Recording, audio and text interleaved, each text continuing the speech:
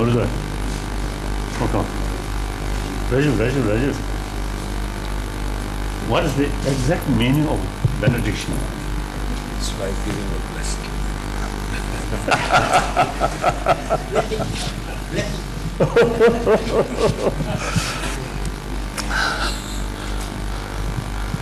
Respected,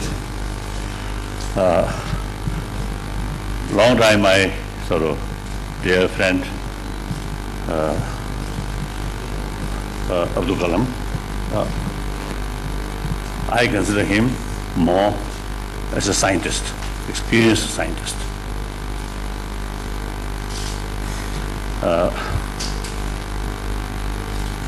His family background, Muslim. Then eventually become scientist. Then become president of the most populated democratic country, and also a country where I think in the past, in world history, I think the most sophisticated philosophies has come from that country, India, Bharat. At least, I think last 3,000-4,000 years. And very, very sort of sophisticated sort of philosophy. One time, I met one Indian scientist, I think nuclear physicist. Raja Ramanan. Once he told me, he read one Nagarjuna's sort of writing.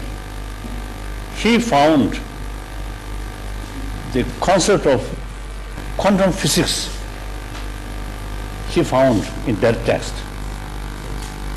As a sort of Indian, he feel very proud. You see, the quantum physics recently sort of was invented, discovered. But in this country, even 2,000 years ago, already, you see, that concept already, you see, developed. So he mentioned that. So in any way, in the past, I think this country, I think really, truly, I think the Arya Bhumi, truly Arya Bhumi land. And then modern time, today, just this morning, we had sort of prayer meeting with all religious traditions. I mentioned there, India is living sort of example where most sort of important world religions live together. Beside homegrown religions like ancient Sangha philosophy, then Jainism, Buddhism, later Sikhism, where is Sadaji now? He already gone. Sikhism, these homegrown religions. Then Judaism, Zoroastrian, yeah, he was gone, okay. Zoroastrian, very, very ancient world religion from outside. Then Christianity, Islam, these come from outside of India. But all these major world religious traditions live together in this country. So I always, you see, telling people, India is the living example. Religious, I say, the harmony is something not only ideal, not only idea, but actually exist in this country. Of course, occasionally some problem here and there, that sometimes you see the media people, you see, make very big news. So then sometimes you see the outside world, you see, got very bad impression. One time in Warsaw, there's one reporter, she asked me, how serious in India religious sort of conflict. She mentioned some Hindus burned some missionary workers in Orissa. Say, she mentioned that. Then I told her, no, this is some small sort of incidents. That's possible. About billion human population, some mischievous people, bound to happen. Isn't it? That's understandable. But overall, this country, I think really a country where all major world religious traditions live together. Therefore, India's constitution also based on secularism. So you are president of that big nation, former president. So, firstly, my salutation, and also the doctor always is showing interest about compassion. Because of that,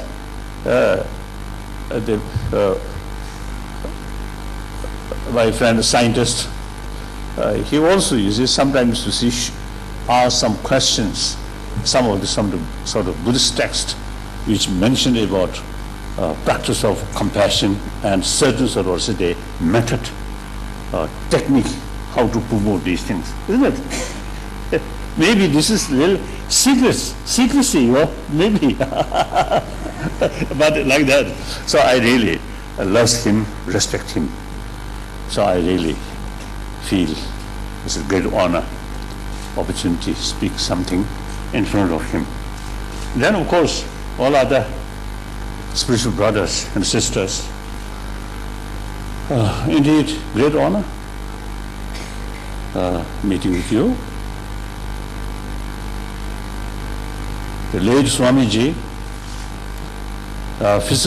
his physical no longer on this earth, only memory. But his spirit not only living, but also seems to be increasing. Now on this planet, I think many religious sort of leaders, how they become more realistic. So they already accept there are different religious traditions. In the past, it is sometimes only one religion, one truth. But that concept now eventually is transformed several truths, several religions. It's realistic. Late Swamiji, 100 years ago, he already, seen these things. So after my sort of visit museum, and particularly, they saw, that, something like movie. 3D. Film. Oh, wonderful, wonderful. I feel simply I'm one of his followers. Try to implement what he's believed. So, his spirit not only survive or living, but increasing. So now, firstly, I think I would like to mention something about his sort of, I think, because of that far-sighted vision, World Parliament of Religions. I think wonderful. Me personally also, a few occasions I participated. One time in South Africa, one time in Australia, and also one time in Chicago, and few occasions. Wonderful idea, wonderful. Well, frankly speaking, in reality, in this conference, sometimes a meeting where personal address exchange, or I'm leader of one spirituality, I'm leader one spirituality, simply looks, you see, propagating one's own address. Silly, not good. So a few occasions, I express, occasionally meeting in the name of World Parliament of Religions. Good. But we should carry more sort of activities for promotion of, I say, the harmonies among religious traditions. So that's lacking. My last meeting in Melbourne, there also I mentioned, effect come from action, not talk. Talk may open our mind, then must implement through action. Action really affect reality. Just nice word. And including prayer. I'm Buddhist. In my daily life, I also pray. But pray for my own sort of peace of mind, very good. But pray world peace, I do not think. The other day, about 2 years ago, I think I made a report to my friend in Patna, the Bihar government, they constructed one Buddhist Vihara. So they invited me to participate in the open ceremony. So the Chief Minister, you see, in his speech, you see, he mentioned, due to Buddha's blessing, his state rapidly will prosper, progress. Then my turn. I told, if your state prosperity achieve soon due to Buddha's blessing, then your state much earlier achieve these things, because Buddha's blessing last 2,500 years already there. Then what is wrong? So the real sort of progress depend on able Chief Minister's hand. I mentioned like that. So I believe in action. That's actually our central our concept of karma. Karma means action. Without karma, without action, just wish, prayer, not much effect. So individual peace of mind, very very helpful. But real effect, improve world, including the climate change through prayer, I don't think. I think, frankly speaking, I can say the nature the climate change, these things, I think beyond control of God. So just prayer is something like wishful thinking. So action is more important. So I express World Parliament meeting. Some occasion I mentioned, you see, the action is very, very important. This is one thing I mentioned to you, I want to share with you. Then the Ramakrishna Mission, because of missions, you see, you really emphasize education. That's very important. Change of the society through preaching, limited, but through education, real effective. Then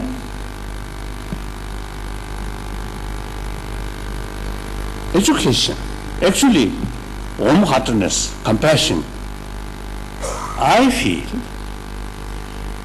the proper way to promote compassion, forgiveness, tolerance, these through education, through awareness. Constant fear, constant anger, jealousy is actually very harmful, not only peace of mind, but also our physical well-being. Now latest scientific sort of findings now already shows us peace of mind, compassionate mind brings inner strength, self-confidence. That reduces the stress, anxiety. So usually anger, hatred comes from frustration. Frustration comes from distrust, jealousy, these things. So, through awareness, reality, then some of our emotion very harmful for our health, for our peace of family, peace of community. I think the 7 billion humanity here, nobody, no single person wants trouble. Sometimes I was telling each person, every person, when get up there morning, even those people who face some problems, I think at least at the beginning of the day, some kind of desire or wish, or today I should face less problem. I think nobody feel morning, early morning, as soon as was the day start, you see, feel now today I should face more problem. Never. I think nobody seems that. Even animal, I don't think. But then, what is wrong? There are so many problems, which essentially our own creation. Why? Of course, nature disaster, these are something different. But many problems, our own made, our own creation, right? So it's clear contradiction. Nobody wants problem. But what a problem? Our own creation. Why? Ignorance. Lack of awareness. Problem not come from sky.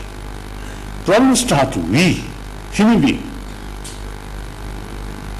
Emotion alone create problem, perhaps limited. A destructive emotion combined with human intelligence, existing education system. Now, for example, in India, I think the British introduced this modern education. Wonderful, wonderful. But basically, the modern existing education is oriented about material value. So now today, those nations or community where education highly developed, but material facility also highly developed, but a lot of mental stress there, a lot of depressions, as a result suicide. Now within India also, recently as I mentioned earlier, I was in Ladakh.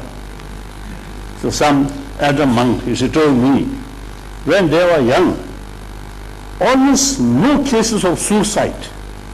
Nowadays, some younger Ladakhis, some suicide case is increasing. Similarly, in Arunachal state, and also in Sikkim, this Buddhist community. But material as values now increasing. Values are attitude, only thinking material value. Then competitions, jealousy, distrust. Even husband and wife, or parent and children. I think poorer section of people may be more honest, more trust each other, more wealthier, more suspicion, and sort of jealousy, distrust. So the word harmony and peace. Harmony entirely based on trust, friendship. Friendship based on trust. Trust based on honest, truthful, more open-hearted, right? Compassionate heart. Then trust comes. Then genuine friendship comes. Then harmony comes. Suspect each other. Jealousy, fear is just opposite of harmony, isn't it? So, in any way, firstly, you see, you really carrying wonderful sort of missions in education field, Ramakrishna, wonderful. Please carry. At the same time, you see, Kasoda,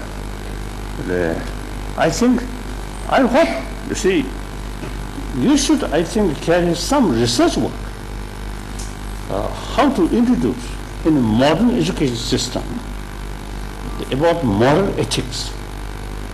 Now here you see some, one sort of the problem or one sort of factor, just I see, mentioned to you, secular ethics. Here we have some disagreement.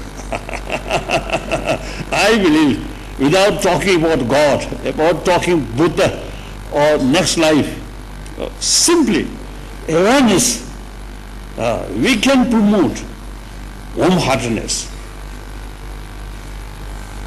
Many social ills.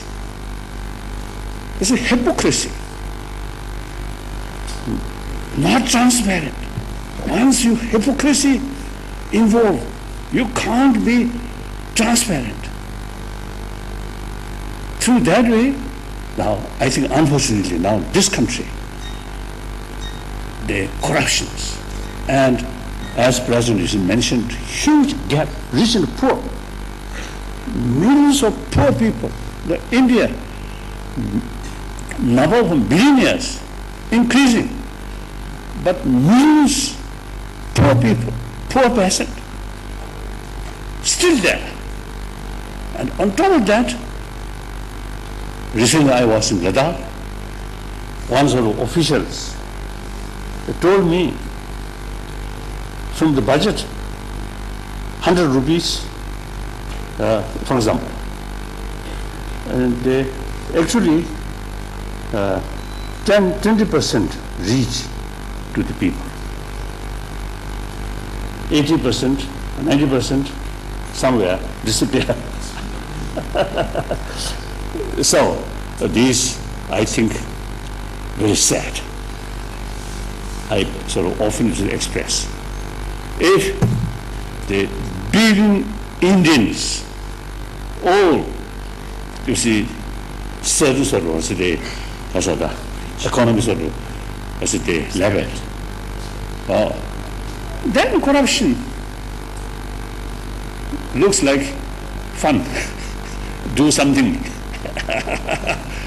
But while millions of people remain poor, poverty, how can you have the sort of,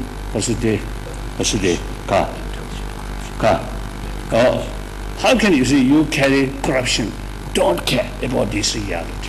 I think immoral. While Indians, very religious-minded, this is big sort of contradiction.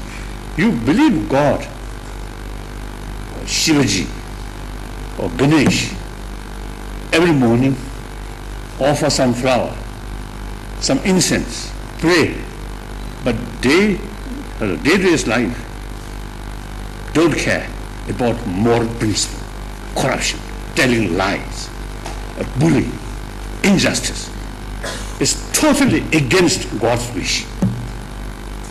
So if you deny God, deny spirituality, or deny Dharma, then okay, it's quite logical. Do something wrong. Injustice, okay. But you accept religion, you believe karma, then don't care about these negative doings. I think big contradiction. So that I want to share with you. Thank you very much.